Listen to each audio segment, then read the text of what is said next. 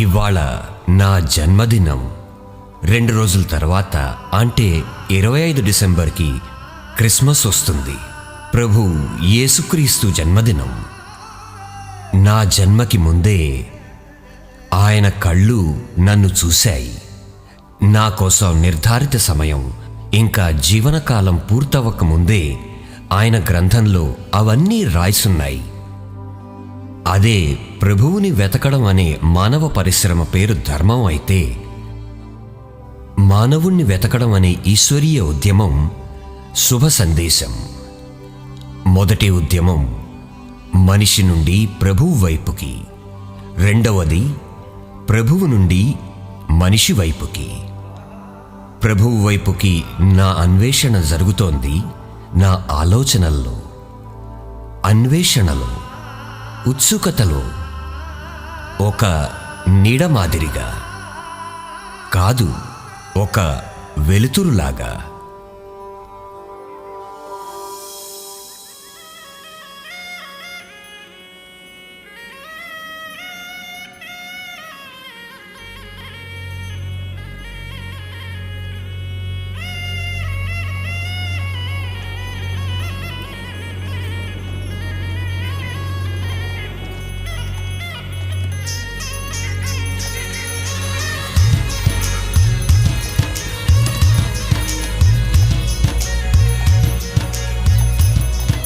అయ్యా, ప్రతిరోజు అందరూ ఆకాశం వైపు కన్నెత్తి చూస్తుంటారు నల్లని మేఘాల కోసం. ఒక చుక్క నీరు పడుతుందేమోనని. 3 ఏళ్ల నుండి భూమి ఎండిపోయి ఉందయ్యా. పొలము మనసు 2 బీళ్లు బారాయి.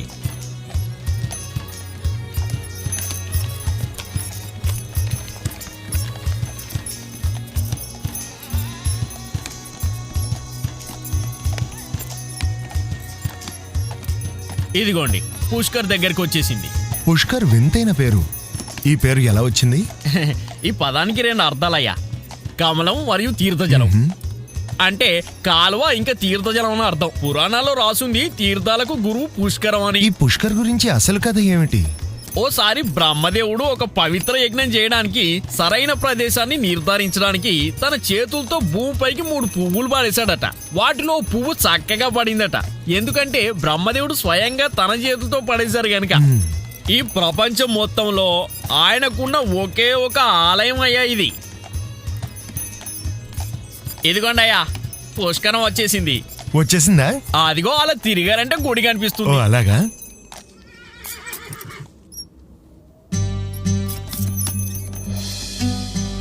ఓ మాట చెప్పనా బాబు గారు, ఈ రోజునే ఈ సరోవరంలో ఎంతో మంది భక్తులు వచ్చి ప్రార్థన చేసుకుంటారు. ఇదిగో. మీ పేరేంటయ్యా? ఆ? భక్త్ సింగ్.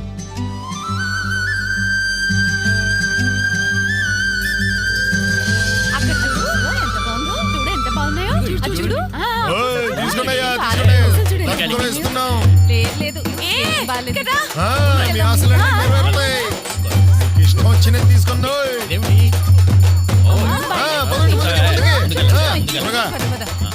నడవాలి మరి. ముందెన్న కాస్త తింటే మంచిది. జాగ్రత్త.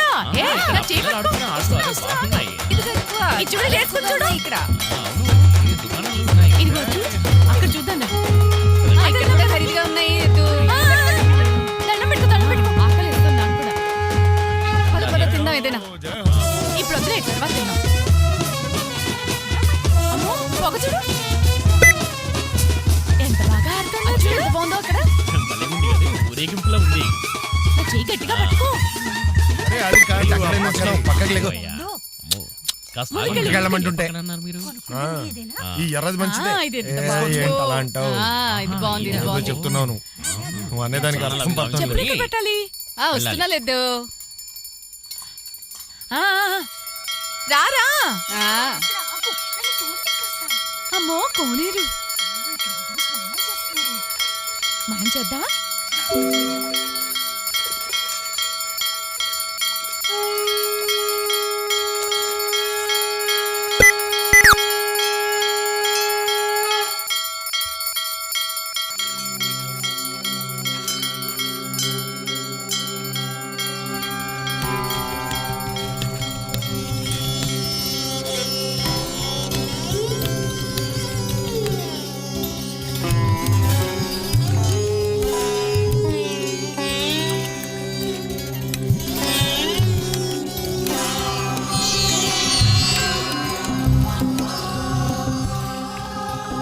హే ప్రభు పరమేశ్వర,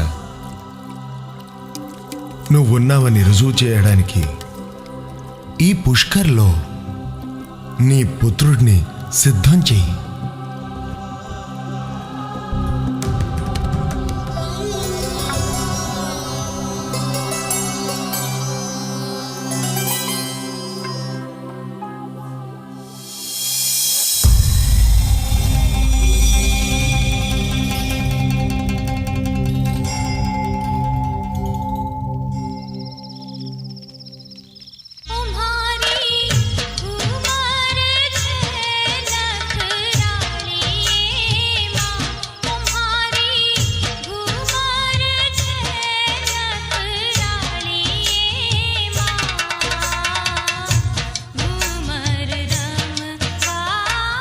ఎంత బాగా నాట్యం చేస్తున్నారో కదా.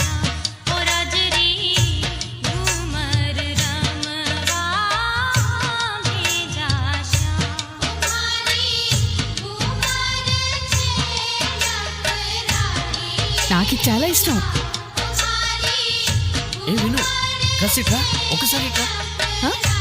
నేనా? అవును, రమ్మంటున్నాడు. ఇంతమంది ఉన్నారు ఇక్కడ. వస్తాను, నేను ఇప్పుడే వస్తాను.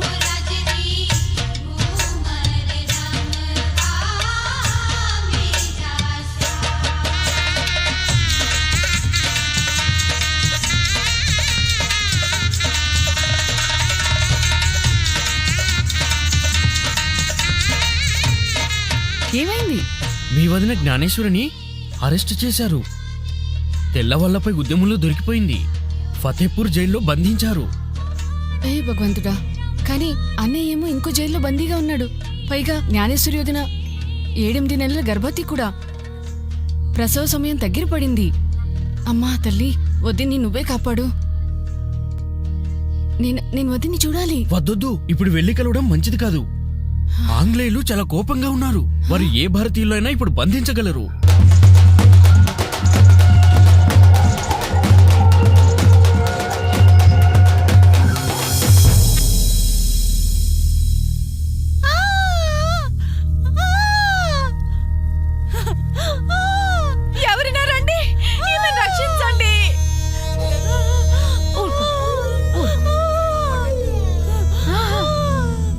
ఓపిక పట్టు, కాస్త ఓపిక పట్టమ్మా. అరే ఎవరు లేరా? మాకు సహాయం చేయండి. కాస్త ఓపిక పట్టు, కాస్త ఓపిక పట్టు.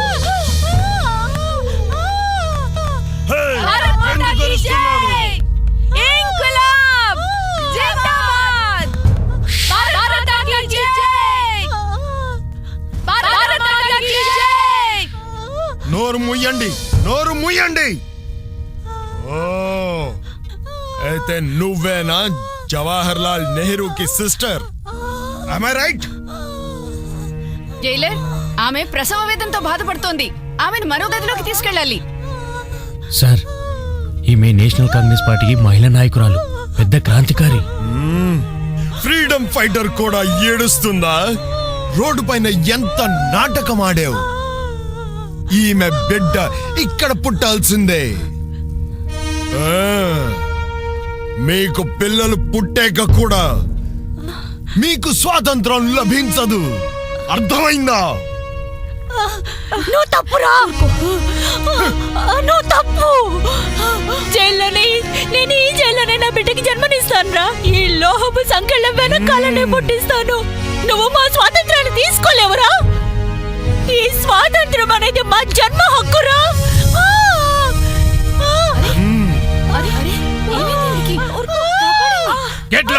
కాపాడండి. అరే నీళ్ళు తండి. ఇక్కడే ప్రసవం అయిపోతుంది. నీళ్ళు తీసుకురండి. అడ్డం పట్టుకోండి. కాస్త జాగ్రత్తగా ఉండమ్మా. కాస్త ధైర్యం పట్టు.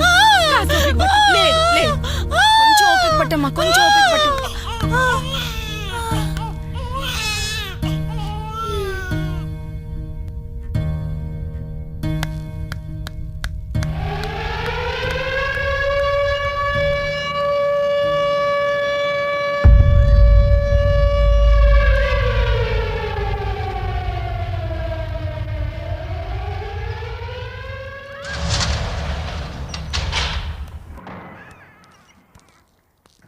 సోహన్ లాల్ గారిని కలవాలి. 305.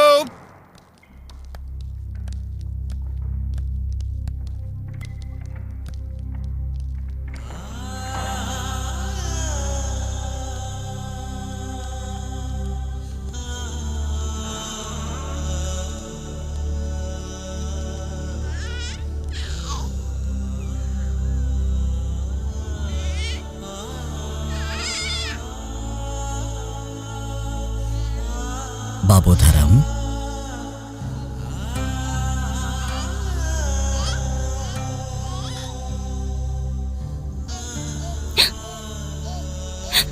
వీడి తలరాతలో చెరసాల వెనకాల జన్మించాలని రాసి ఉంది.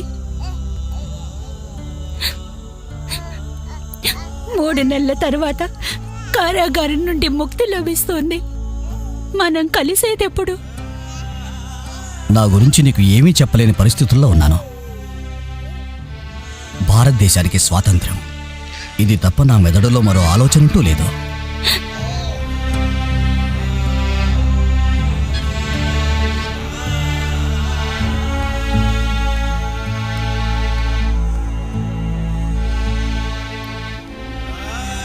ఈ రోజుకి మన అమ్మాయి శకుంతల దూరమై 2 ఏళ్ళు గడిచిపోయాయి. 2.5 ఏళ్లు మనల్ని మోహంలో ఉంచి ఒక చకోర పక్షిలా ఎగిరిపోయింది. మన ప్రార్థన ఫలితమే ఈ పిల్లాడు. వీడిని దేశం కోసం భగవంతుడికి అర్పిస్తాను. ఇది ఆ భగవంతుడికి నేనిచ్చే మాట.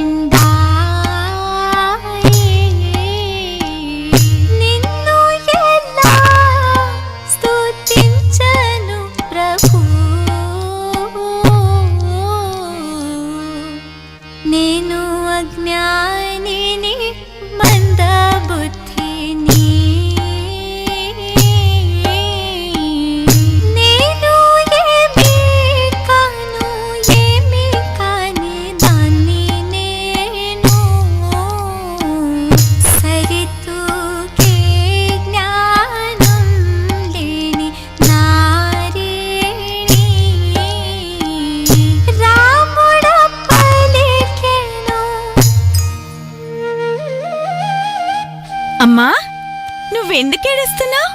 నాన్నగారు జైల్లో ఉన్నారని ఏడుస్తున్నావా? అమ్మా, ఏడోకమ్మా, నాన్నగారు తప్పకుండా వస్తారు. లేదు బాబు, లేదు. మీ నాన్నగారిని తలుచుకుని ఏడవడం లేదు. ప్రభువు ప్రేమ గురించి ఆలోచిస్తూ కళ్ళు చెమ్మగిల్లాయి. నేనేం చేయను? ప్రభువా? ఆయనెవరు? ప్రభువు నీకు తండ్రి. అమ్మా, నా తండ్రా? ఆయన జైల్లో ఉన్నారుగా? ప్రభువు మన ఇద్దరికీ తండ్రి బాబు. అమ్మా, ఆ తండ్రిని చూపించడానికి తీసుకెళ్ళమ్మా. అమ్మా, ఎందుకు తీసుకెళ్ళవా తండ్రిని కలవడానికి? ఆయన్ని మనమెవరం కలవలేం బాబు. ఆయన ప్రేమని నువ్వు తెలుసుకోగానే ఆయనే స్వయంగా నిన్ను కలవడానికి వస్తారు.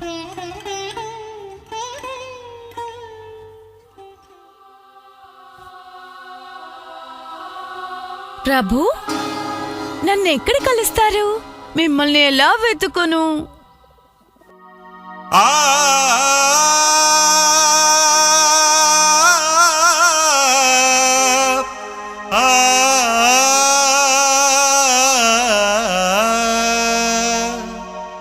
ప్రభువు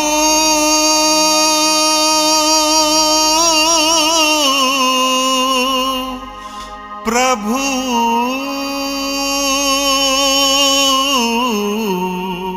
ప్రభువు ప్రభువు రంగుతో రచింపబడ్డాను ప్రభువు రంగుతో రచింపబడ్డాను ప్రభువు రంగుతో రచింపబడ్డాను ఒకరంటారు ఖరీదని ఒకరంటారు చక్కాదని ఒకరంటారు ఖరీదని ఒకరంటారు చక్కాదని విని విని నేను నవ్వుకున్న ప్రభువు రంగుతో రచింపబడ్డాను ప్రభువు రంగుతో రచింపబడ్డాను ప్రభువు రంగుతో రచింపబడ్డాను. చాలా బాగుంది, చాలా బాగుంది. నాకు కూడా మీలాగా నాట్యం చేస్తే పాట నేర్పిస్తారా? నువ్వు పెద్దయ్యాక నాట్యం చేస్తావా? తప్పకుండా. నువ్వు ఇలాగే పాడతావా బాబు పెద్దయ్యాక? నాకు ఈ ప్రపంచం అంటే ఇష్టం, ఇక్కడున్నవన్నీ ఇష్టం. నువ్వు పెద్దయ్యాక వీటన్నింటినీ ఇష్టపడాలి. మీకు మాయాజాలాన్ని చూపిస్తాను. ఇది చూడండి. ఇదిగోండి ఇదిగోండి ఇదిగోండి. ఇలా ఇలా ఇలా ఇలా ఇలా పెట్టేశానా? ఇదిగోండి. అరే వా! ఇందా ఇది తీసుకోను.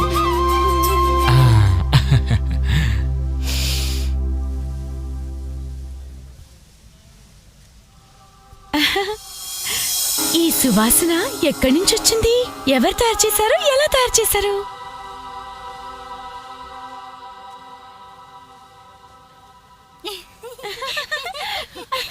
ఇక్కడికి రావడం నీకు ఇష్టంగా ఉంది కదా ధరం?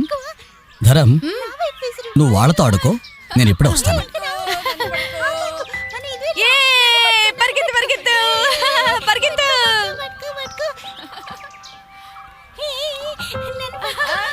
పద, పద, తొందరగా. అరే, అరే, పట్టుకో, పట్టుకో, గట్టిగా, గట్టిగా పరిగెత్తు, పరిగెత్తు, పరిగెత్తు. అరే చూడు బాపూజీ వచ్చారు. చూడు బాపూజీ, చూడు బాపూజీ బాపూజీ బాపూజీ. ఏ పదండి, పదండి, త్వరగా పదండి. పిల్లలు చూసారా బాపూజీ?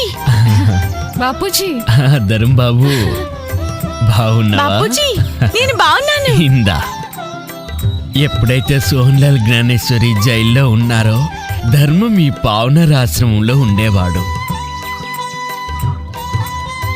మా పెళ్లి చేసింది కూడా బాపూజీనే. పదండి, చాలా పనుంది. పదండి. ఎంతో గొప్ప బలంతో ఆందోళనని ఆపాలని ప్రయత్నిస్తున్నారు. స్వాతంత్ర పోరాటాన్ని మరింత దృఢపరచాలి. సహాయ నిరాకరణ ఉద్యమం ద్వారా వేలైనంత మంది యువకులను స్వాతంత్ర సంగ్రామం వైపు ఆకర్షించేలా చేయాలి. మన ప్రజలకు మరియు మన ధరణికి స్వాతంత్రాన్ని ఇప్పించాల్సిన బాధ్యత మనపైనే ఉంది.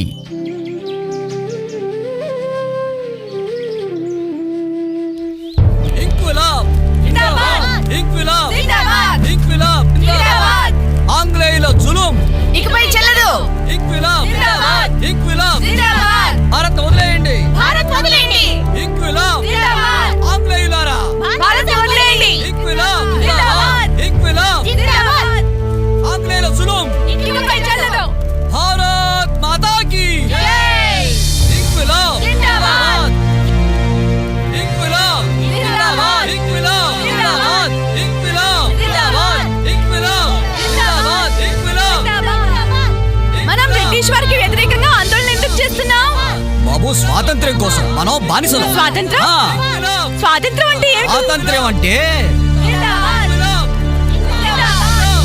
జిందాబాద్. జిందాబాద్. జిందాబాద్. జిందాబాద్. జిందాబాద్.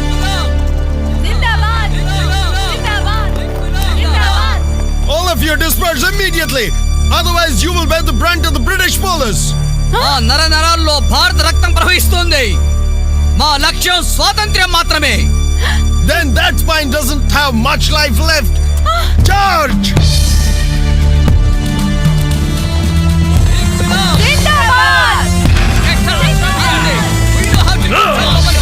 Here! Take this! Get out from here! Now!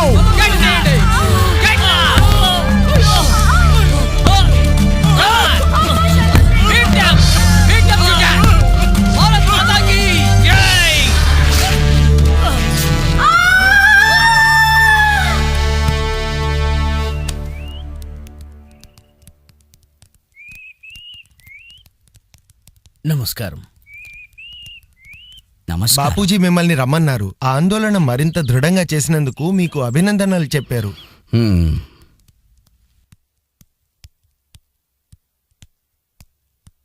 Isai అంటే ఏమిటి? హ్మ్. కిరస్తాని అంటే ఏమిటి? ఈ ప్రశ్నని ఇప్పుడెందుకు అడుగుతున్నావు బాబు? నా మిత్రులు అంటున్నారు బ్రిటిష్ వారంతా క్రైస్తవులని. అవును, బ్రిటిష్ వారు ఈసాయిలు. ఈసాయి ధర్మాన్ని నమ్మేవారిని ఈసాయిలు అంటారు. ఈసాయి యేసు ప్రభువుని భగవంతుడిలా ప్రార్థిస్తారు. ఆయన్ని ప్రభువు అంటారు. మరైతే వారి ప్రభువు మనల్ని బానిసలుగా అణిచేయమన్నాడా? లేదు లేదు, అలా ఎప్పుడూ చెప్పలేదు. మహాత్ములు చెప్పిన మాటలని ఎవరు కూడా సరిగ్గా అర్థం చేసుకోరు, అనుసరించరు. నువ్వు పెద్దయ్యాక నీకే అన్నీ అర్థం అవుతాయి. ఉం?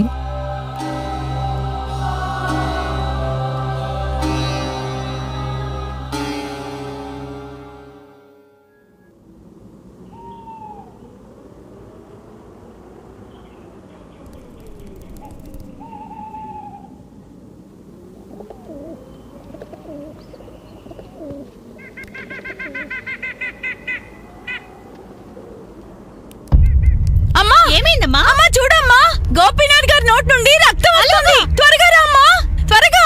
అయ్యో,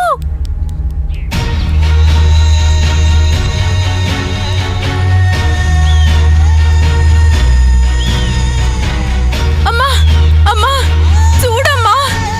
అమ్మా, ఆయనకి ఏమైందమ్మా? త్వరగా చూడమ్మా, ఏమైందా గోపీనాథ్ గారికి?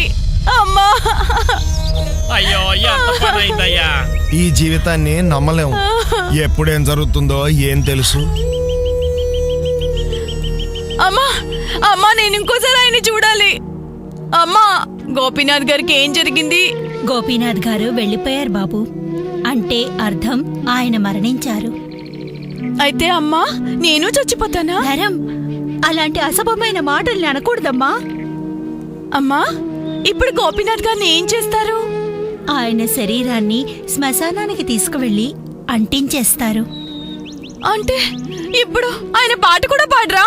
ఇంద్రజాలం కూడా చేరా? లేదు నాన్న, ఈ మృత్యువు నా చిన్న మనసుని మొదటిసారి జీవితం గురించి ఆలోచించడానికి వివసుణ్ణి చేసింది. నా మనసు ప్రశ్నలతో నిండిపోసాగింది. జవాబులు లేని ప్రశ్నలతో. నేను ఎవరిని? ఈ ప్రపంచంలోకి ఎందుకు వచ్చాను?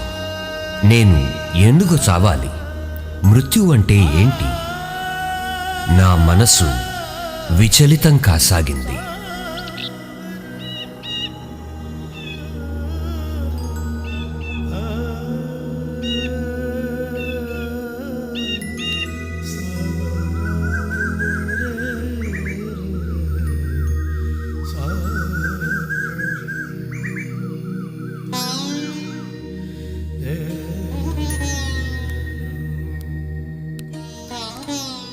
బాబు, ఏవైంది? నీ మొహం అంత విచారంగా ఎందుకుంది? నాన్న, ఏం లేదు. నేను ఈ ప్రపంచంలో ఎందుకు పుట్టాను? నాకు మీరు చెప్పండి కదా.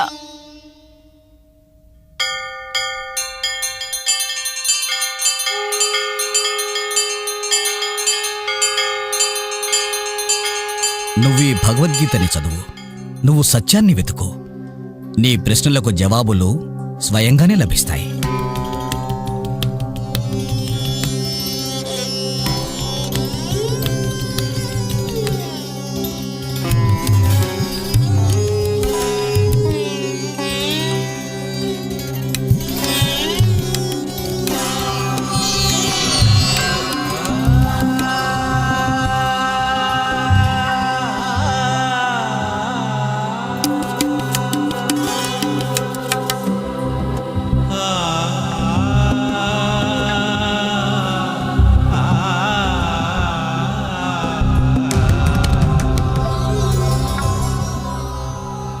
అన్వేషణని నేను ముందుకి తీసుకెళ్లసాగాను. డబ్బు, ధర్మం, ఆచరణ, తత్వశాస్త్ర మొదలైన వాటిల్లో నాకు పెద్దగా ఆసక్తి లేదు. సత్యాన్ని అన్వేషించడం కోసం నేను ఎన్నో పుస్తకాలు చదివాను. సార్, నాకు చెప్పండి, యేసుక్రీస్తు ప్రభువా? సత్యమేంటి? సత్యాన్ని అన్వేషించాలంటే చాలా చదవాల్సి ఉంటుంది, మననం చేసుకుంటూ ఉండాలి. సార్, వేదాంతం, ఖురాన్ షరీఫ్, శ్రీరామ్ చరిత్ మానసం, ధర్మపదం, ఇతర దార్శనిక శాస్త్రాలని నేను చదివాను. ప్రభు యేసు ఇచ్చిన పర్వతం పైన ప్రవచనాలు, దార్శనిక క్షణాలు రేపటి క్లాస్లో వివరిస్తాను. సార్, నేనేం తెలుసుకోవాలనుకుంటున్నానంటే, యేసుక్రీస్తు ప్రభువేనా? దీనికి జవాబు నాకు కావాలి. ఒక నిజాయితీ ఉన్న జవాబు కావాలి. సార్, నిన్న రాత్రి నాకు అనుభవం కలిగింది. నేను ఇవాల్టి తరగతి కోసం చదువుకుంటూ ఉన్నాను.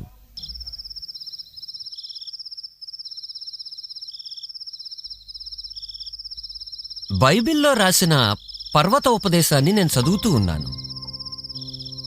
ధన్యులు వారు ఎవరు మనసులో దీనులో, ఎందుకంటే స్వర్గరాజ్యం వారిదే. ధన్యులు వారు ఎవరు శోకిస్తారో, ఎందుకంటే వారికే స్వాంతన లభిస్తుంది. ధన్యులు వారు ఎవరు ధార్మికత గురించి ఆకలిగా ఉంటారో, ఎందుకంటే వాళ్లే తృప్తి చెందుతారు.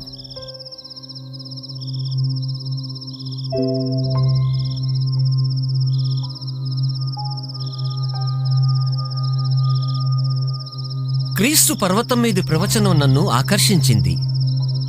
నేను గుర్తు చేసుకున్నాను, గాంధీజీ తన ఆత్మకథ సత్యాన్వేషణలో ఇలా చెప్పారు: పర్వత ప్రసంగం వారి జీవితాన్ని ఇంకా వారి సత్యాగ్రహాన్ని ప్రభావితం చేసిందని.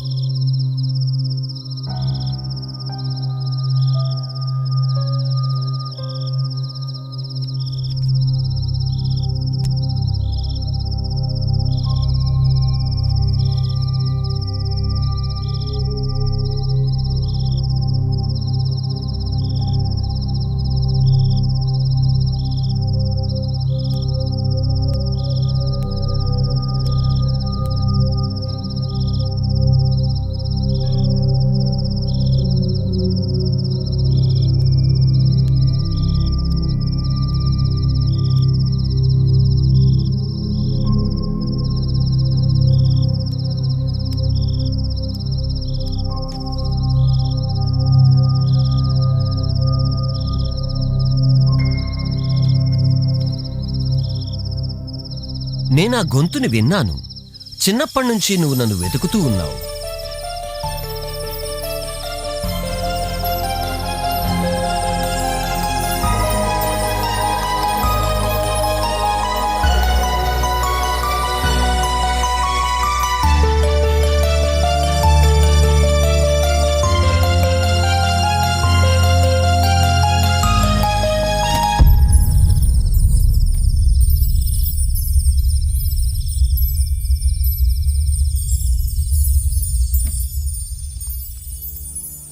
నేను నిజం చెప్తున్నాను, నేను ఆ గొంతుని విన్నాను. కానీ నా లోపల ప్రశ్నల తుఫాను చెలరేగుతోంది. ఇలాంటి అనుభవం నాకెందుకు కలిగింది? వాస్తవానికి బైబిల్లో చెప్పబడిన మాటలు సత్యమేనా? క్రీస్తు భగవంతుడా? రేపు క్లాస్ అయిపోయిన తర్వాత నువ్వు ఖాళీయేనా? ఆ, మనం ఒక చోటుకి వెళ్ళాలి. Are you a Christian? No, I'm a staunch Hindu, the son of the chief priest in Pushkar. You can't understand these things until you become a Christian. No, I hate the thought of becoming a Christian because I'm an Indian, a Hindu Brahmin. But I'm searching for the living God. Can you tell me about Jesus Christ? Is he God? You cannot understand all these things. When you become a Christian and you're baptized, then you will find the answer to your question. I would hate to be a Christian. Sorry. నన్ను మళ్ళీ ఇలాంటి వాటి కోసం అని పిలవకండి. ప్రభువు గొంతు విన్న తర్వాత కూడా నాలో పరివర్తన ఎందుకు రాలేదు? ఈ ప్రశ్నకి జవాబు నా వద్ద ఇప్పటికీ లేదు. నా ప్రశ్నలకి, నా అన్వేషణకి జవాబు లభించకపోవడంతో నేను చాలా కోపగించాను. యేసుక్రీస్తు గురించి ఇంకా తెలుసుకోవడానికి నేను అన్వేషించాను. క్రిస్టియన్ల ఆచరణ నన్ను నిరాశపరిచింది. వారి ప్రార్థనలు నాకు కేవలం కర్మకాండలా అనిపించాయి. నేనిలా అనుకోసాగాను, యేసుక్రీస్తు కేవలం ఒక మిథ్య అని. ధమిష్కలో అనానియస్ అన్న పేరున్న శిష్యుడు ఉండేవాడు. ప్రభు అతనికి దర్శనమిచ్చి అనానియస్ అన్నారు. అతనన్నాడు, ప్రభు మీ ముందున్నాను. ప్రభు అతనితో వెంటనే సీధి అన్న వీధిలోకి వెళ్లి యుదస్ ఇట్లో తరసస్ అన్న నివాసి యొక్క వివరాలను తెలుసుకోమన్నాడు.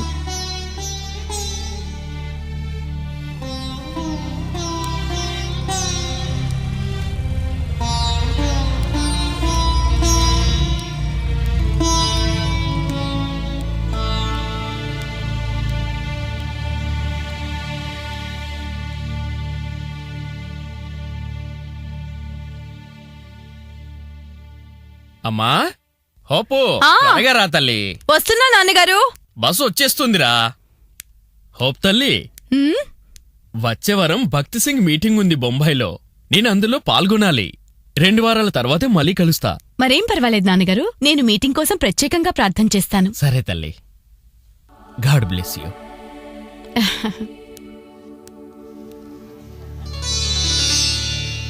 ఇది సహజ స్వరూపమైన స్వాగతం కాదు. నక్షత్రాల వేదిక తప్పక సిద్ధమవుతుంది. క్షితిజ పవనాలు చల్లగా వీస్తాయి. దృశ్య శూన్యంలో రాగాలు వినిపిస్తాయి. నువ్వు కూని రాగాలు తీయకు, నేను ఏమీ వినను. ఇక్కడ శృతి లేదు, అక్కడ లయ లేదు. ఇక్కడికి నువ్వు రావద్దు, అక్కడికి నేను రాను. నువ్వు నన్ను తలుసుకోకు, నేను నిన్ను తలవను. ఎక్కడ ఉన్నవాణ్ణి అక్కడే పడి ఉంటాను. ఇక్కడికి నువ్వు రావద్దు, అక్కడికి నేను రాను. వాహ్ వా. ధన్యవాదాలు, ధన్యవాదాలు. పదండి.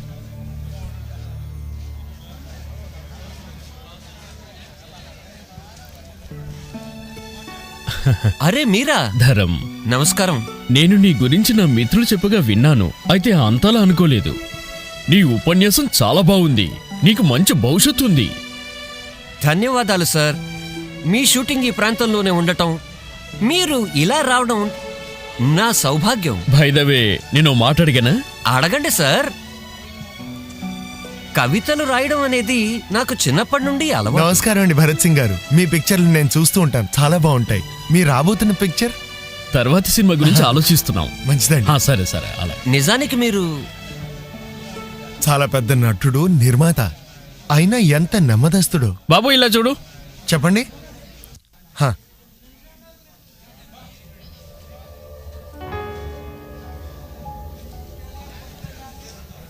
అరే, ఆశ్చర్యపోవాల్సిన పనిలేదు. నేను ఎంతో ఆలోచించాకే నిర్ణయం తీసుకున్నా. నా రాబోయే సినిమాలో నువ్వే పాటలు రాయాలని నిర్ణయించుకున్నా. బొంబాయి వచ్చేయండి. భరత్ గారు, నేనా? నమ్మలేకపోతున్నావు కదా? మరేం పర్లేదు, నీకే తెలుస్తుంది. సార్ బండి సిద్ధంగా ఉంది. నీకేదైనా సాయం కావాలంటే నా అసిస్టెంట్ సరేనండి. సరేనా? సరే. సినిమాల్లో నాకు వచ్చిన ఈ అవకాశం నా జీవితాన్నే మార్చేసింది. ఆ రోజుల్లో నేను times of India, press trust of India సమాచార ఏజెన్సీల కోసం ప్రాదేశిక ప్రతినిధిగా ఉండేవాణ్ణి. ఆ ఏడాది నా కవితల సంపుటి కాంతి కిరణం రాజస్థాన్ సాహిత్య అకాడమీ పురస్కారాన్ని అందుకుంది. నాన్నగారు, నాన్నగారు, నాన్నగారు, నాన్నగారు, ఈ పత్రికలో వార్తను మీరు చదివారా? ఏంటి తల్లి? ఒక శుభవార్త ఉంది. తల్లి చెప్పండి. కాస్త చదివి వినిపించమ్మా. చెప్తాను. అత్యంత ఆకర్షక, చక్కటి వ్యక్తిత్వం గల, చిరునవ్వులు ఒలికించే దుర్భాషి శ్రీధరం ప్రకాష్ ఒక గొప్ప చిత్రంలో ముఖ్య పాత్రని పోషిస్తున్నారు.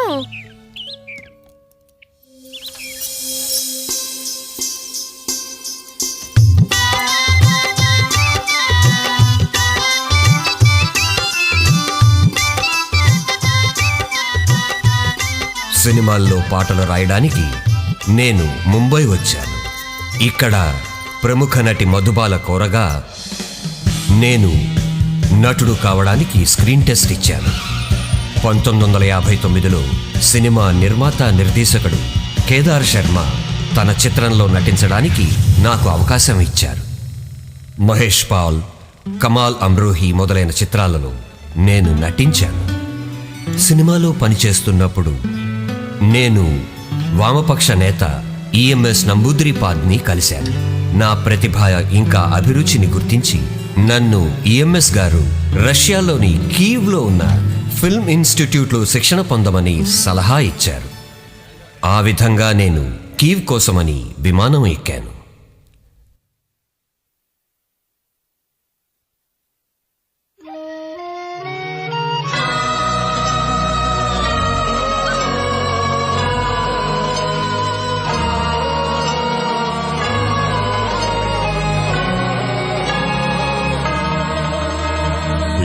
Есть на княжем острове книга голубиная, но не всяк туда пройдет в сторону были.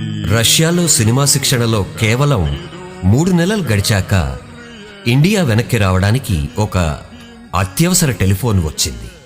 నేను వెంటనే ఇండియాకి వచ్చేశాను. హలో, అమ్మకి అమ్మ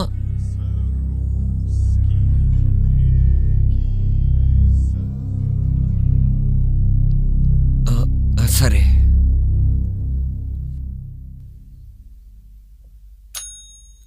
కిడ్నీలు పాడైన కారణంగా అత్యవసర పరిస్థితిలో అమ్మకి కిడ్నీ ఆపరేషన్ చేయాల్సి వచ్చింది. కొన్ని కారణాల వల్ల మళ్ళీ స్పృహలోకి రాలేకపోయింది. 5 రోజులుగా కళ్ళు తెరవలేదు. ఆమె పరిస్థితి గంభీరంగా ఉంది.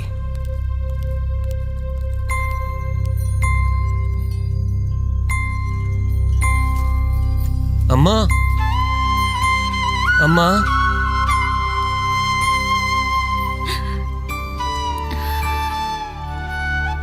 బాబు, నువ్వు బొంబాయి నుండి వచ్చావా నాన్న? కాదమ్మా, నేను రష్యాలోని కీవ్ నగరంలో సినిమా చదవడానికి వెళ్ళాను. ఇప్పుడు నా కొడుకు సినిమా వినిమాలన్నింటినీ మానేస్తాడు. లేదమ్మా, సినిమానే నాకు అన్నీ. నేను కొత్త సినిమాలకి డైరెక్టర్ల కాంట్రాక్ట్పై సంతకం కూడా చేశానమ్మా. లేదు, నువ్వు ఆ మార్గంలో వెళ్ళాల్సిన అవసరం లేదు. భగవంతుడిని వెతుకు నాన్నా. నువ్వు నీ జీవనశైలిలో మార్పును తీసుకురావాలి ధరం. నీ అక్క శకుంతల కేవలం 2 ఏళ్లు మాతో కలిసి జీవించి ఈ ప్రపంచాన్ని వదిలి వెళ్ళిపోయింది.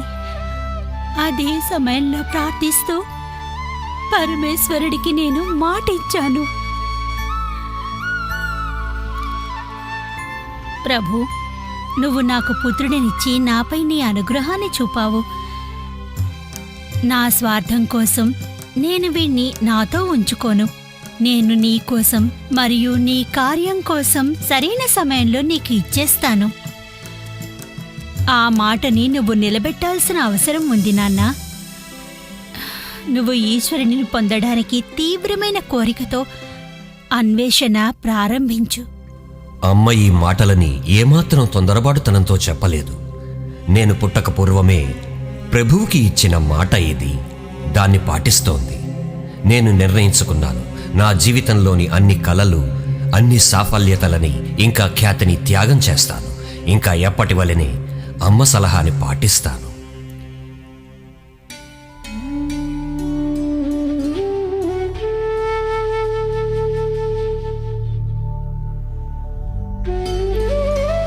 మర్నాడు అమ్మని కలవడానికి హాస్పిటల్కి వెళ్ళాను. అక్కడ నేను వ్యక్తిని చూశాను. ఆమెను చూడగానే నాకు ఎంతో పరిచయం ఉన్నట్లుగా అనిపించింది. ఆమె ఆ అమ్మాయే నా కలల్లో ఎప్పుడూ కనిపించేది. అదే ముఖం, అవే కళ్ళు, అదే రూపం. ఏంటి? నీ పేరేంటి? Hope Christina. ఇంతకీ ఎవరమ్మాయివి నువ్వు? ఇవన్నీ తెలుసుకుని మీరేం చేస్తారు? నేను మీకు ఇవన్నీ ఎందుకు చెప్పాలి? పద వెళ్దాం.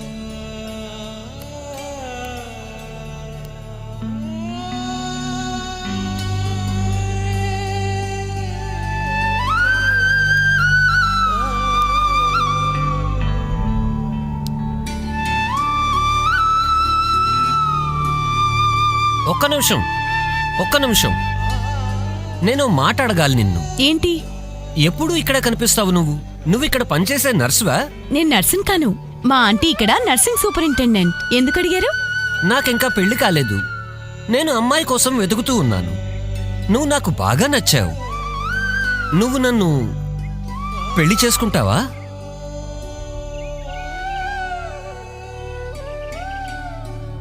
నేను మీ నాన్నగారిని కలవడానికి వస్తాను.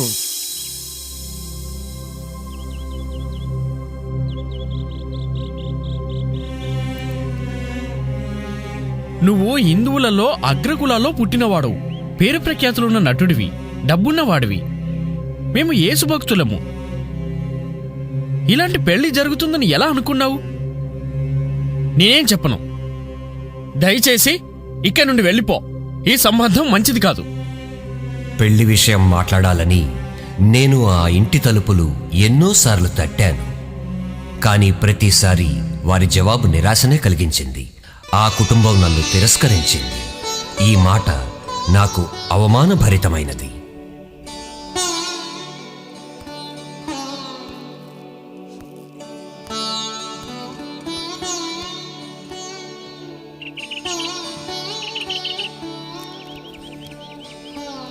ఎన్నో రోజుల తర్వాత నా జీవితంలో ఊహించని సంఘటన జరిగింది. అయ్యగారు, మిమ్మల్ని కలవడానికి ఓ అమ్మాయి వచ్చింది.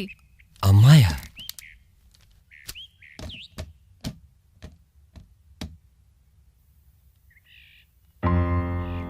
ఓ, నువ్వెందుకు వచ్చావు ఇక్కడికి? నేను అజ్మీర్ నుండి పుష్కర్ వరకు ప్రయాణం చెయ్యాలని నిశ్చయించుకున్నాను. మీతో ఓ ముఖ్య విషయం మాట్లాడడానికి వచ్చాను. ముందు లోపలికొచ్చి కూర్చో.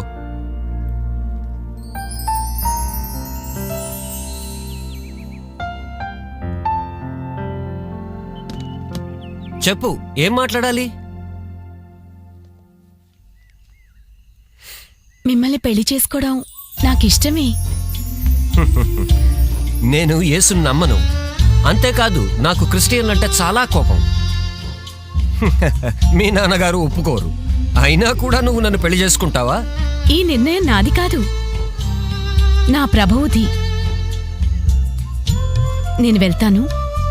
మిగతా విషయాలు నాకు తర్వాత చెప్పండి. ఆమె మాటల్లో ఆత్మవిశ్వాసం నిండి ఉంది. ఆమె మాటల్లోని దృఢత్వం అజ్మీర్ నుండి పుష్కర్ వరకు కేవలం ఈ విషయం చెప్పడానికే ఒంటరిగా రావాలన్న ఆమె దృఢ సంకల్పం ఎదుట ఒక్క క్షణం నా శిరస్సుని వంచాను.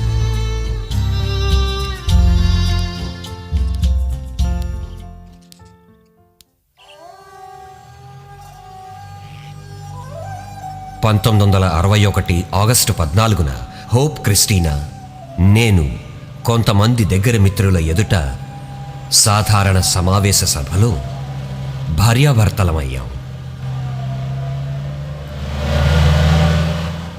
నాకు తెలుసు, మా ఇంట్లో వాళ్ళు నీకు సాదరంగా స్వాగతం చెప్పరు. కిరస్తానీ ధర్మాన్ని నమ్మడం విషయంలో నువ్వు స్వతంత్రురాలివి. నేను ఎప్పుడూ అభ్యంతరం చెప్పను.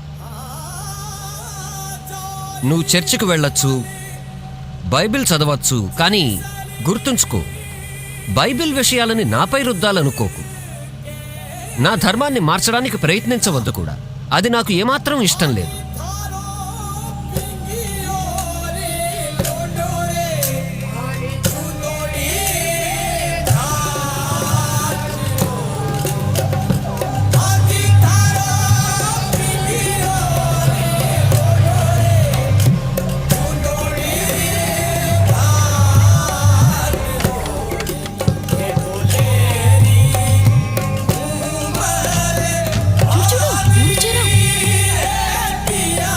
చూడు, ఎవరిని తీసుకొచ్చారు?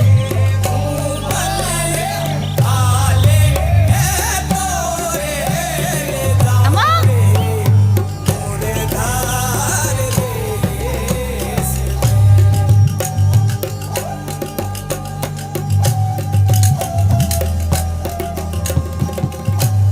లోపలికి రా.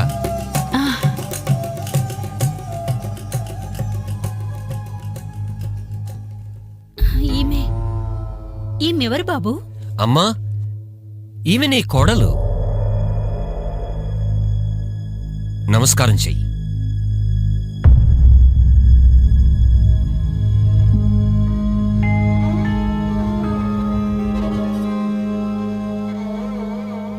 ఏమిటిలా చేశావు నువ్వు? నేను నిన్ను సినిమా జీవితాన్ని మానేయమన్నానని నా మీద పగ తీర్చుకుంటున్నావా? ఈ పని చేసి నువ్వు మా అందరినీ అవమానాలు పాలు చేశావు. మీ నాన్నగారి పరువు గురించి ఏమాత్రమైనా ఆలోచించావా? మన ధర్మం, జాతి కాని బయటి అమ్మాయిని నీ భార్య రూపంలో మేమంతా అంగీకరించలేము. ఒక కిరిస్తానీ అమ్మాయిని మన ఇంట్లో ఉంచుకోవడాన్ని మించిన అవమానం ఇంకేముంటుంది?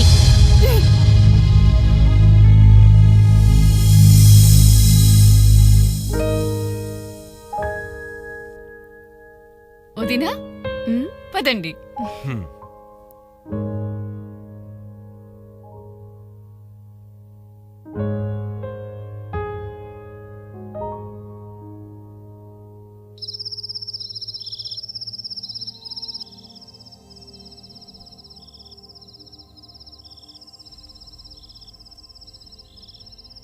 హోప్ హోప్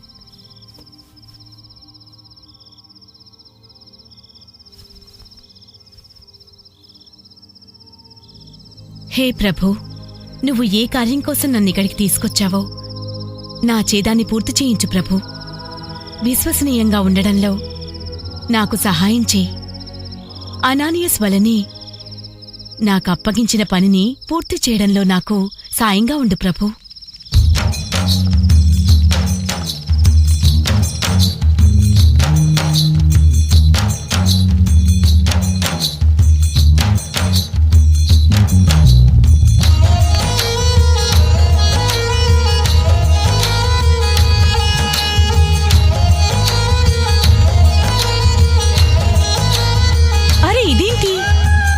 అమ్మా, మీరు వెళ్ళి విశ్రాంతి తీసుకోండి, నేను ఇవన్నీ చేసేస్తాను.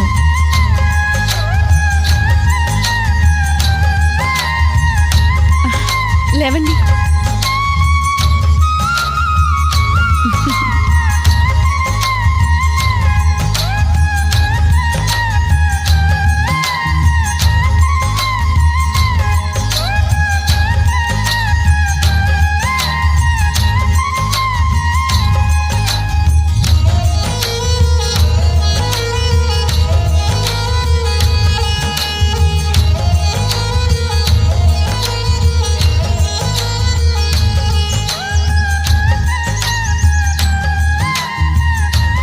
తీసుకోండి, తీసుకోండి. ఇదిగో. చాలా అందంగా ఉన్నావు నువ్వు. దేవుడు నిన్ను చల్లగా కాపాడాలి. వైవాహిక జీవితాన్ని నాతో గడిపిన 13 సంవత్సరాల తరువాత ఆమె మా అమ్మనాన్నల్నే కాక సంబంధంలో ఉన్న నగరంలోని అందరి మనసుల్ని దోచుకుంది.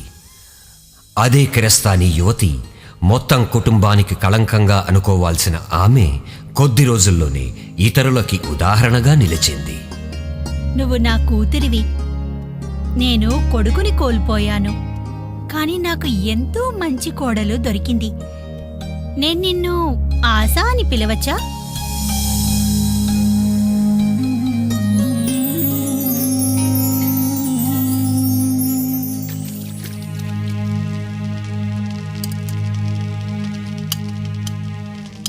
నా హృదయం కఠోరంగా మారుతోంది. ఆశ ప్రార్థనలు నెమ్మది నెమ్మదిగా శక్తిని పొందుతుంటే అలా అలా యేసు అంటే కోపం పెరగసాగింది. ఆ కోపం ఆశ అంటే కోపంగా పరివర్తన చెందుతోంది. ఆశ,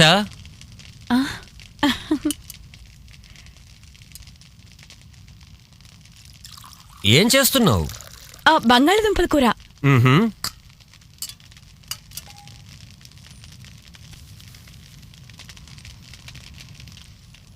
ఇలాగి. ఇదిగో. బైబిల్లో ఈ భాగాన్ని కాస్త చదివి వినిపిస్తారా? సరే.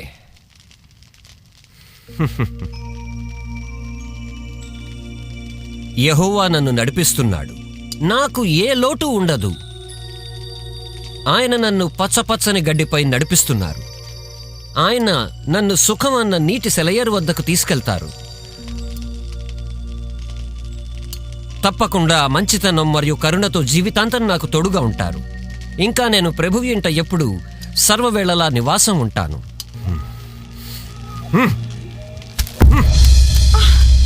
ఎన్నిసార్లు చెప్పాను నీకు నేను ఈ బైబిల్ తీసుకున్న వద్దకు రావద్దు అని? ఓ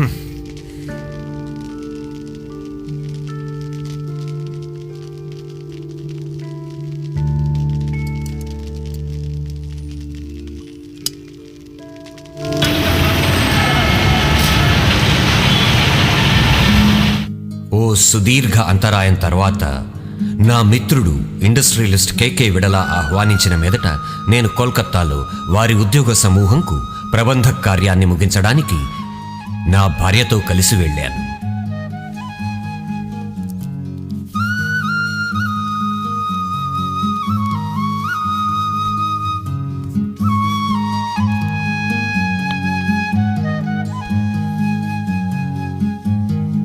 ఈరోజు మీరు ఇంటికి త్వరగా రాగలరా? ఎందుకు? ఒక ఉపదేశకులు ఈరోజు నగరానికి వస్తున్నారు. నా మనసు కోరుకుంటోంది మీరోసారి ఆయన్ని కలిస్తే బావుంటుంది. ఆయన పేరేంటి? భక్త్ సింగ్ సుసమాచారానికి చక్కటి పేరు పొందిన వక్త. మీరాయన్ని తప్పక కలవాలి. లేదు, నా దగ్గర అంత సమయం లేదు. ప్రభువు మిమ్మల్ని అక్కడికి తీసుకెళ్తాడు. నాకు పూర్తి నమ్మకం ఉంది. నీకంత నమ్మకమా నీ ప్రభువు నన్ను అక్కడికి తీసుకెళ్తాడు అని? అది వరల్డ్ బ్యాంక్ మీటింగ్ నుంచి లేపా. నేను అర్థిస్తున్నాను, మీరు ఆయన దర్శనం తప్పక. నేను చెప్పానా నాకంత సమయం లేదు అని? నేను రాలేను. ఆ చప్పుడేమిటమ్మా? ఏమైంది? ఏం లేదు. ఏం లేదమ్మా, నేను పడిపోయాను, అందువల్ల దెబ్బ తగిలింది. మీరు వెళ్ళండి, సాయంత్రం త్వరగా రండి. వస్తానమ్మా.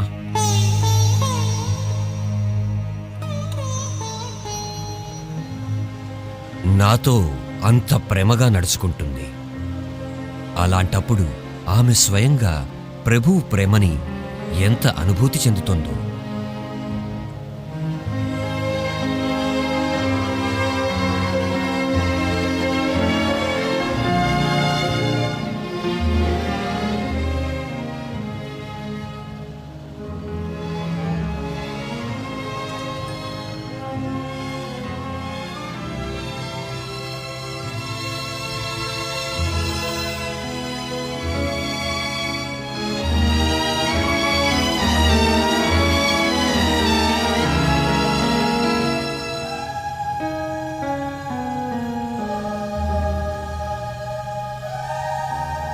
నువ్వు నన్ను ఎందుకు బాధ పెడుతున్నావు?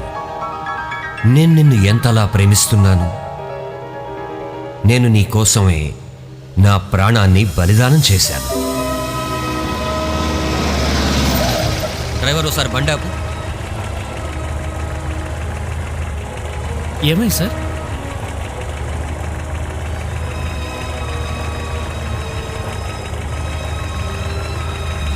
ఏం లేదు, పోనీ. ఎన్నో ఏళ్లకి ముందు కాలేజీలో చదివే రోజుల్లో నేను విన్న స్వరం అదే స్వరం ఇది. ఆశ ప్రార్థనకు పరిణామ రూపంలో ఒక మహత్యంగా ఆ రోజు నా పనులన్నీ సమయం కంటే ముందుగానే పూర్తయిపోయాయి. నేను ఇంటికి వెళ్ళి ఆశతో కలిసి భక్త్ సింగ్ని కలవడానికి వెళ్ళాను. అయితే ఆలస్యం అయిపోయింది. ఆయన కొద్దిసేపటి క్రితమే ముంబైకి వెళ్ళిపోయారు.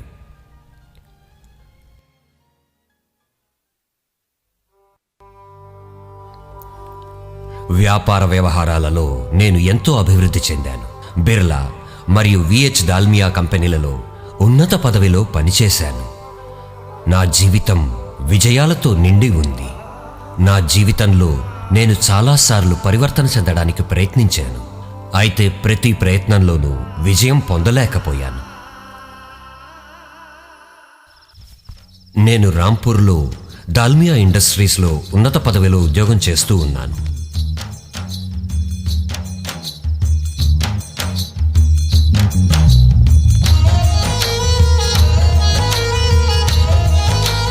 త్వరగా వచ్చేసరి దీని లోపల వెళ్ళి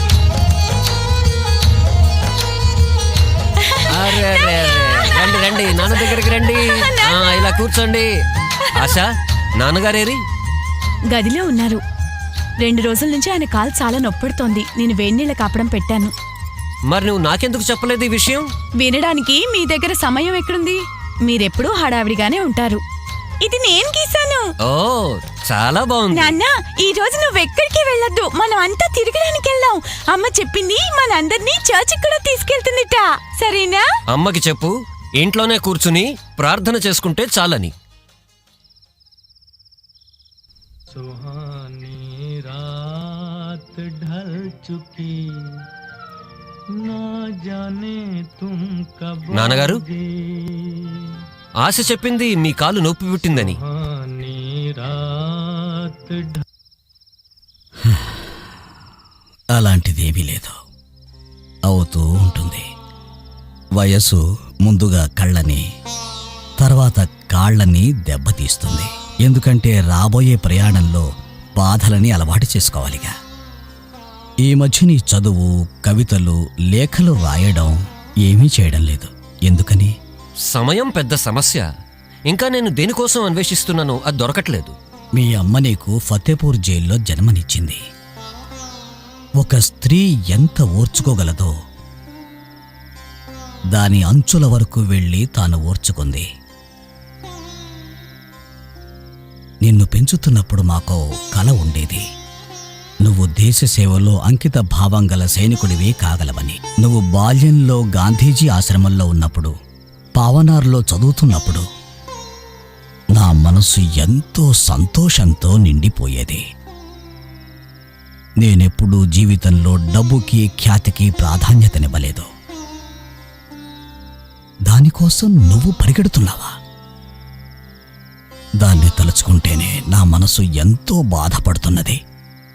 ఎలాంటి బాధ అంటే దాని ఛాయలు నా హృదయానికి గుచ్చుకుంటున్నాయి.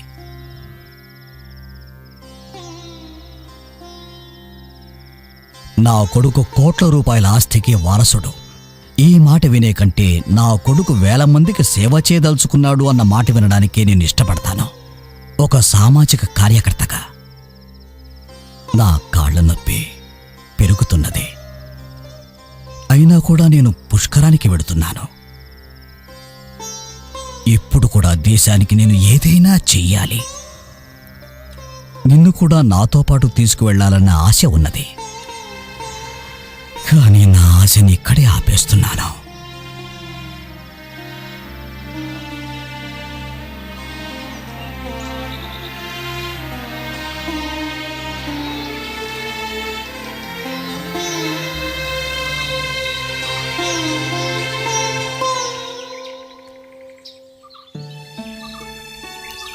దాల్మియాని సంబోధిస్తూ నేను రాసిన రాజీనామా లేఖ నాకు నా తండ్రి ఆజ్ఞ ప్రేమభరితమైనది. ఆ రాజీనామా కారణంగా నా మిత్రులు మరియు ఇంట్లోని వారు ఎంతో ఆశ్చర్యపోయారు.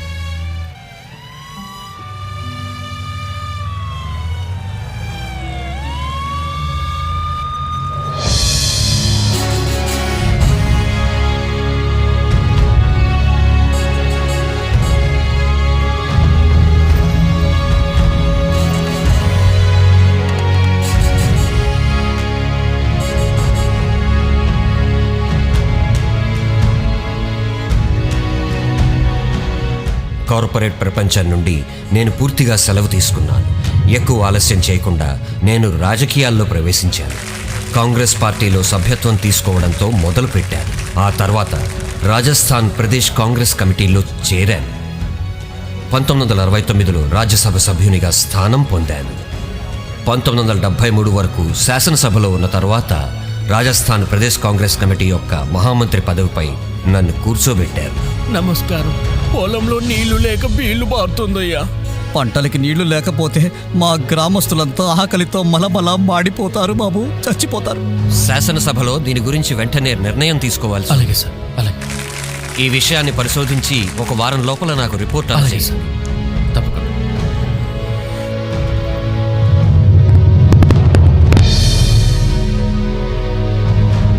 భారత మాతకి, భారత మాతకి. నా కల ఏంటంటే దేశంలోని అన్ని రంగాలలోనూ సామాజిక ధార్మిక విలువల పతనాన్ని ఆపేసి ఓ కొత్త విధంగా నవనిర్మాణం చెయ్యాలన్నది. లోకమాన్య తిలక్, గాంధీజీ, భగత్ సింగ్, లాలా లజపత్ రాయ్ మొదలైన మహానుభావులు దీనికోసం ప్రయాసపడ్డారు. భారతదేశ ఉన్నతిలోనే మనందరి ఉన్నతి ఉంది.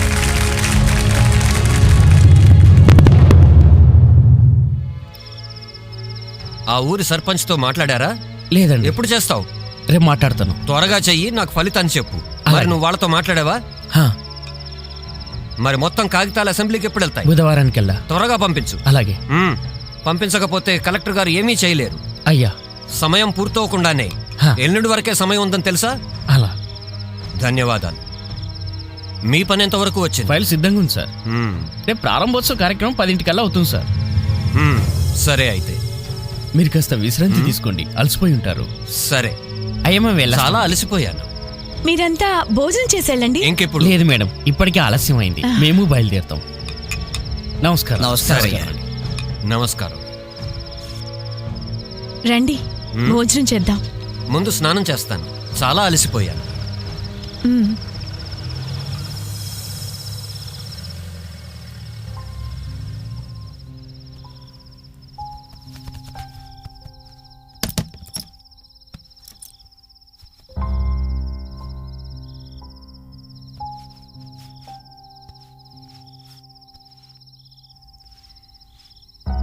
ఈ రోజు ఇంకేమైంది?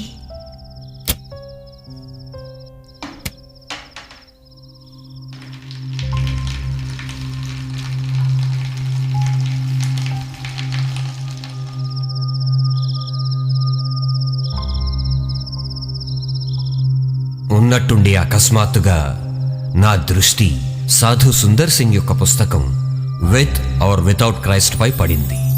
ఆశ దాన్ని చదివి టేబుల్ మీద వదిలేసింది.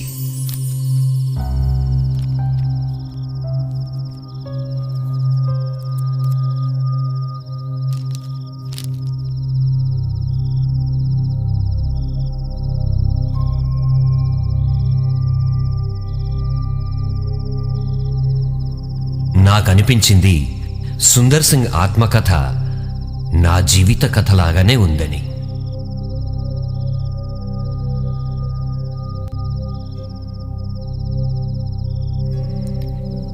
పంజాబ్లోని రాంపూర్లో గోధుమల విశాల పంట పొలంలో గొప్ప సర్దార్ కుమారుడి రూపంలో సెప్టెంబర్ 3, 1889 నాడు నేను పుట్టాను.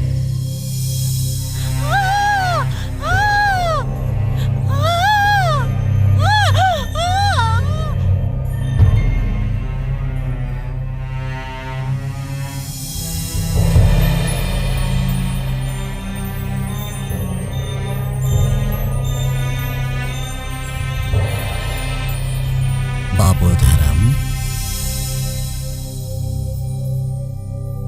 సిక్కు కుటుంబంలో పుట్టిన నా చిన్నప్పుడు ధార్మిక శిక్షణ ఒక మహత్వపూర్ణమైన భాగంగా మిగిలింది. మా అమ్మ ఈ పనిని ఎంతో నిజాయితీతో చేసేది.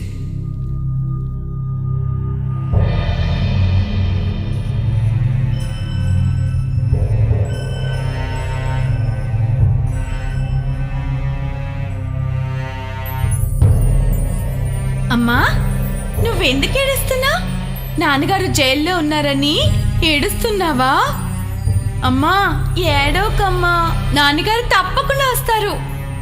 లేదు బాబు, లేదు. మీ నాన్నగారిని తలుచుకుని నేను పండితుల వారిని మళ్ళీ మళ్ళీ అడిగేవాణ్ణి నా ఆత్మ సమస్యలకి సమాధానం ఏమిటి అని.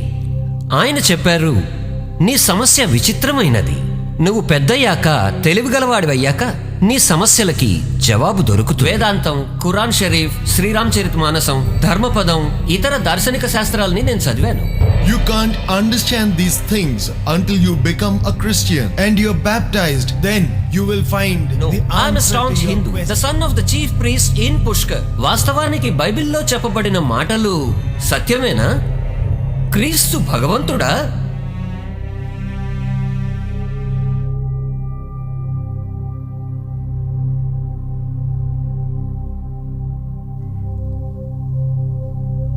అమ్మది, తర్వాత నా ఆత్మీయుల మరణం నన్ను కుదిపేసింది.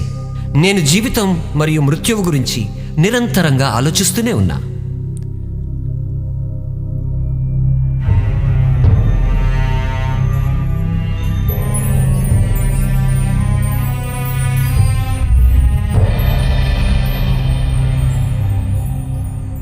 బైబిల్ చదవద్దు అన్న నా మొండి పంతం కారణంగా అమెరికా మిషనరీ స్కూల్ నుండి నేను ప్రభుత్వ స్కూల్కి వెళ్లాల్సి వచ్చింది.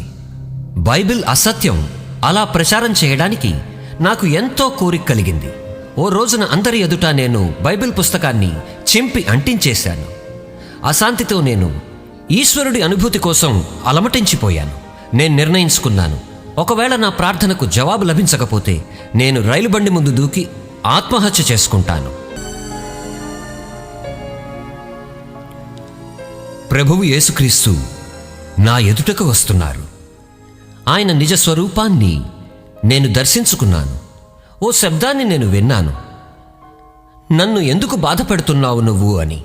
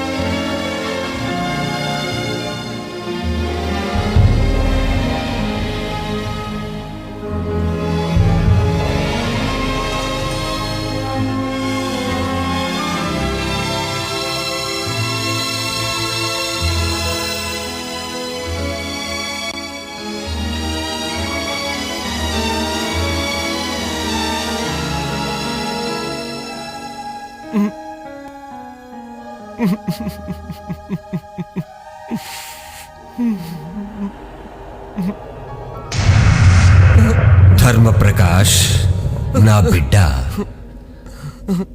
నన్ను నువ్వు ఎప్పటి వరకు బాధ పెడతావు?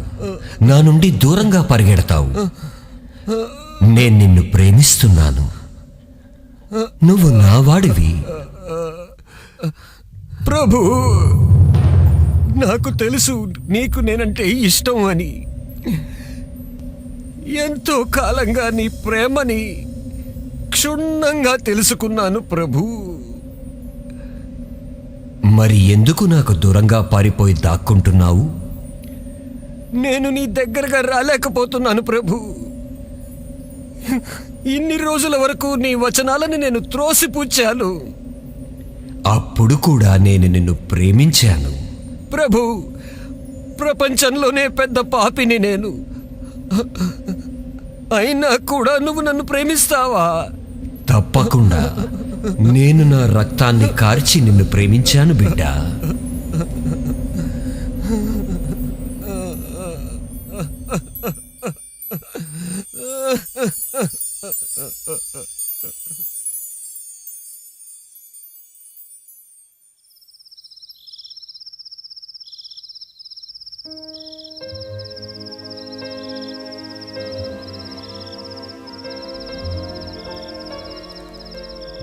ఎలాంటి అనుభూతి అంటే అలాంటి అనుభూతి ఇంతకు మునుపెన్నడూ కలగలేదు.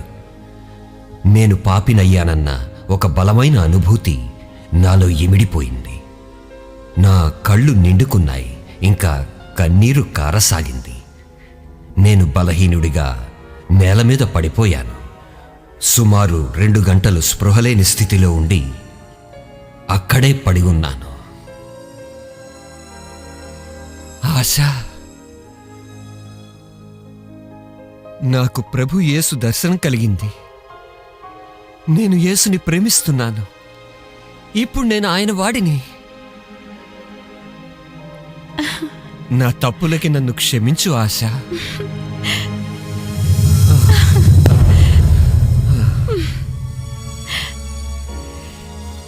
హే ప్రభు, ఇన్నేళ్ల నా ప్రార్థనని విన్నందుకు ధన్యవాదాలు ప్రభు, ధన్యవాదాలు.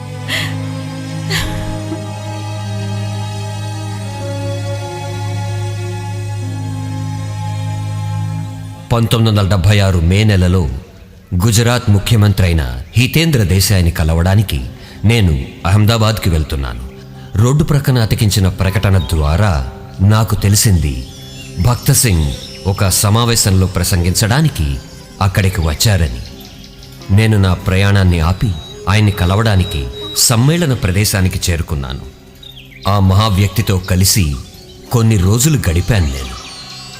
నాకు ఎన్నోసార్లు అనుభవం కలిగింది. Life is an accidental coincidence అని. మనం రోడ్డు పైన వెళ్తున్నప్పుడు ఎంతో మందిని కలుస్తూ ఉంటాం. మన ఇంటికి ఎంతో మంది అనుకోకుండా వస్తూ ఉంటారు. ఎన్నోసార్లు మనం కొన్ని సంఘటనలు మన జీవితంలో జరగవు అని మనసులో అనుకుంటూ వెళ్తూ ఉంటాము. కానీ అలాంటి మాటలే ఎన్నోసార్లు జీవితంలోకి ఒక దుర్ఘటన రూపంలో ఎదురవుతుంది. కానీ నీ జీవితాన్ని సర్దుకుపోవాలని చెప్పడం నాకు ఇష్టం లేదు. భజన్ సహిత అని అనబడే రచయిత రాసిన పదాల వంటిది. నీ కళ్ళు నా రూపాన్ని చూసేయి. నా జీవితాన్ని కూడా రాసి ఉంది. అప్పుడు ఆ రోజులు అస్తిత్వంలో లేవు. గత 2-3 రోజులుగా నాతో కలిసి గడుపుతూ ఉన్నావు. ఇన్ని ఏళ్లగా నీకు వినిపిస్తూనే ఉంది, కానీ నువ్వు వినలేదు. నీకు కళ్ళున్నాయి, కానీ నువ్వు చూడలేదు. జీవితము అమూల్యమైనది. ప్రపంచాన్ని ప్రేమించే ఆ పరమేశ్వరుని గుర్తించే పరమార్థం.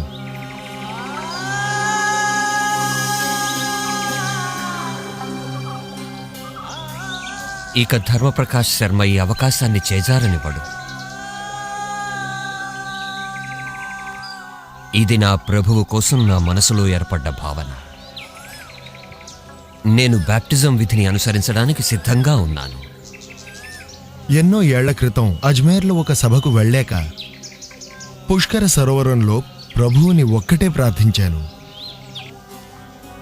ఆ ప్రార్థనకు జవాబు నాకు ఈరోజు నా ఎదుట నిలిచింది.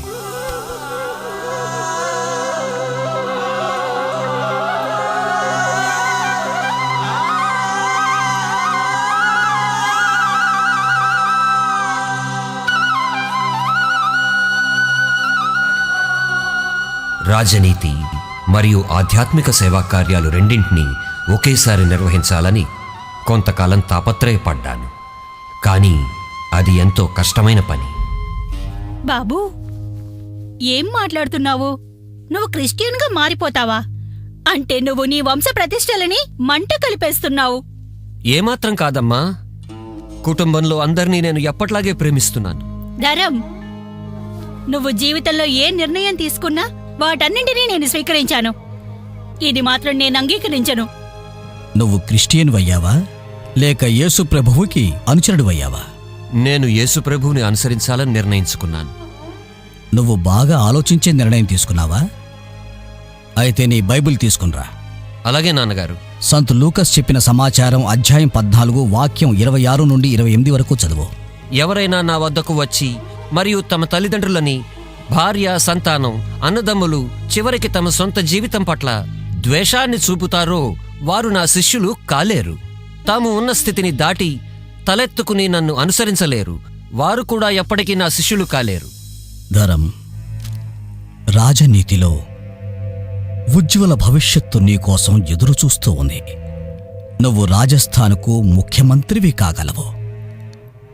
నిన్ను అనుసరించే కార్యకర్తలు, సమాజంలోని ప్రజలు నువ్వు క్రిస్టియన్ ధర్మాన్ని అనుసరిస్తున్నావని గనక వారికి తెలిస్తే వారు నీకు విరోధులుగా మారవచ్చు. కాని యేసు ప్రభువు చెప్పాడు, ఎవరైతే నా అనుచరుడు కావడానికి సిద్ధపడతారో వారు ఈ విషయాలను త్యాగం చేయాలి, నా అనుసరణ మాత్రమే చెయ్యాలి అని. మరి నువ్వు వీటన్నింటినీ వదిలిపెట్టి ప్రభువుని అనుసరించడానికి సిద్ధంగా ఉన్నావా? కానీ నేను ఈ సంప్రదాయాన్ని స్వీకరించడం లేదు. ప్రభువు యేసుని స్వీకరిస్తున్నాను. కాని అది బాగా కరిగిన లోహాన్ని త్రాగడంతో సమానం. దీన్ని తాగడానికి ప్రభువు నాకు సాయపడతాడు. నేను చెప్పే ఇంకో మాట కూడా విను. నేను గాంధీజీ అనుచరుడిగా ఆయన వెనకాలే తిరిగి అవలేదు. ఆయన మాటలని అనుసరించి అనుచరుడిగా మారాను. నువ్వు యేసు మార్గాన్ని అనుసరించి ఆ విధంగా జీవించు. అప్పటి వరకు నేను నీకోసం వేచి ఉంటాను.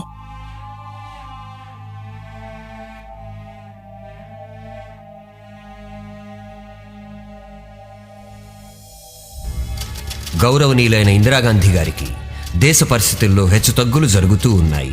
సాధారణ పరిస్థితుల అవసరం ఉంది. ఇలాంటప్పుడు నా జీవితంలో రాజకీయాల తర్వాత మరో ఉత్తమ ఉద్దేశ్యం నాకు ప్రభువు ఇచ్చాడు. ఎందుకంటే అదే సత్యం.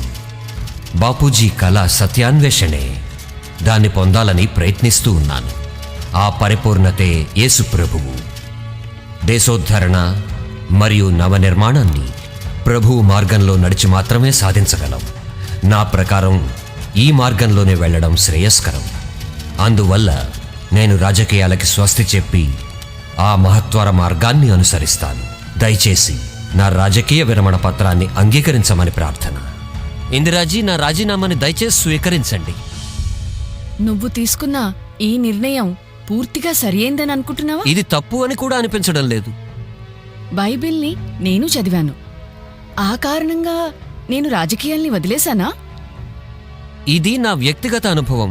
ఇది నా అన్వేషణ పరిణామం. నేను ఈ రాజీనామాని స్వీకరించడానికి సిద్ధంగా లేను. నువ్వు యువకుడివి. నువ్వు ఇంకా ఎన్నో జీవితపు మెట్లని ఎక్కి పైకి వెళ్ళాలి.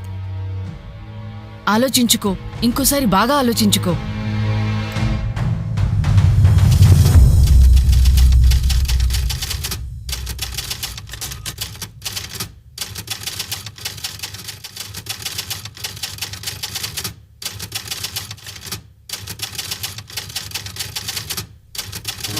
Happy birthday to you, happy birthday to you, thank you. Happy birthday నువ్వు తీసుకోమ్మా.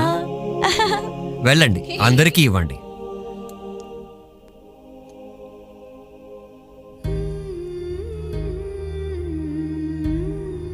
అమ్మ చనిపోయి 9 నెలలు కావస్తోంది. ఈ పుట్టినరోజు నాడు ఆమె నాతో ఉంటే బాగుండేది. మీరు బాధపడుతున్నారెందుకు? మనస్ఫూర్తిగా మీరు యేసుప్రభువుని స్వీకరించిన తర్వాతనే అత్తయ్య మనల్ని వదిలి వెళ్లారు. ఇప్పుడామె యేసుప్రభు సన్నిధిలో ఉంది.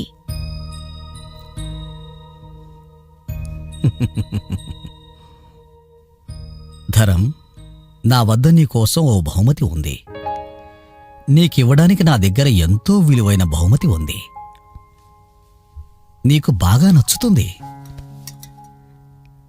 చిన్నప్పుడు నువ్వు బొమ్మలు కావాలని అడిగినప్పుడల్లా నేను నీకు బొమ్మలు తెచ్చి ఇచ్చేవాణ్ణి కాదు. అడిగిన తర్వాత 2-3 నెలలు నువ్వు ఎదురు చూడాల్సి వచ్చేది. ఇలా నేను కావాలనే చేసేవాడిని. నువ్వు అడిగినది నీకు నిజంగానే అవసరమా కాదా అన్నది తెలుసుకోవడానికి.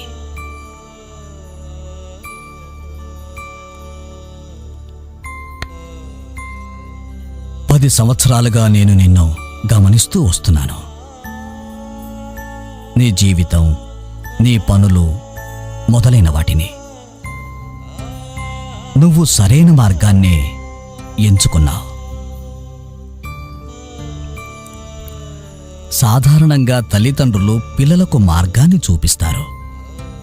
కానీ బాబూ, నువ్వు ఏ మార్గంలోనైతే నడుస్తున్నావో అదే మార్గంలో నేను నడుస్తాను.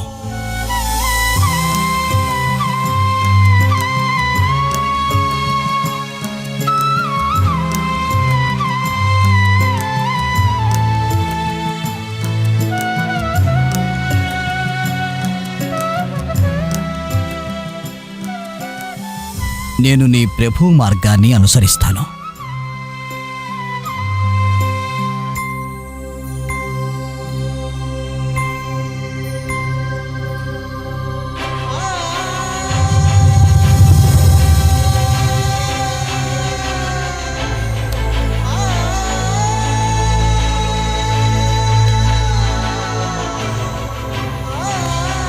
బాబు ధరం,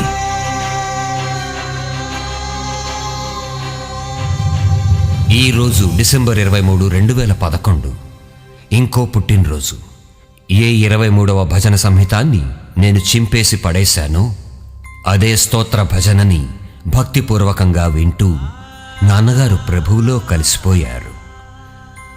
3 దశాబ్దాలుగా నిరంతరంగా సాగుతున్న నా అన్వేషణ ఎన్నో ప్రయోగాల ద్వారా నన్ను ఇక్కడి వరకు తీసుకువచ్చింది. జీవితపు వివిధ దశలను చూశాను. ఎంతో తీవ్రమైన ఆత్మబాధని అనుభవించాను. చిట్ట చివరికి నేను ప్రభువుని శోధించాను. కాదు, ప్రభువే నన్ను శోధించాడు. సూర్యకిరణాల వేడితో కాలిపోతున్న ఇసుక రేణువులపైన పైపైనే అంటే ఖాళీగా ఉన్న ప్రదేశంలో ప్రతి వ్యక్తి తమ తమ ప్రకారంగా యేసుప్రభువుని దర్శించుకోవచ్చు. సత్యం కోసం నా అన్వేషణ మీ అన్వేషణకు పూర్తిగా భిన్నం కావచ్చు. జీవితపు ప్రయాణం మిమ్మల్ని ఏ దిశ గుండా అయినా తీసుకెళ్ళనియండి. సత్యం ఎప్పటి వరకు సాక్షాత్కరించదో ఆ ప్రయాణం అర్థవంతం కాదు. యేసుప్రభువు సత్యం, సత్యమే మీకు ముక్తినిస్తుంది.